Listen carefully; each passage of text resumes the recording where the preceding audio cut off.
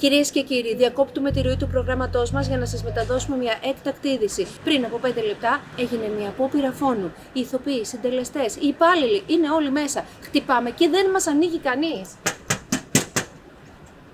Ποιος χτυπάει την πόρτα? Είμαστε από... Τι θέλετε? Μάθαμε ότι έγινε μια απόπειρα φόνου. Είναι αλήθεια? Ναι, είναι. Πού πας εσύ? Στο νοσοκομείο. Δεν πας πουθενά. Πονάω! Μέσα! Δεν φεύγει κανένας μέχρι να βρεθεί ο δολοφόνος. Και ποιος θα το βρει? Εγώ. Εγώ μπορώ να φύγω τώρα. Είπαμε, δεν φεύγει κανένας. Εσείς που είσαστε πριν 5 λεπτά? Εδώ. Είστε ύποπτοι, μέσα κι εσείς. Μέσα κι εσείς. Πού πας εσύ? Για ποτό, περαστικός. Κάνε να το πιεις μαζί μας.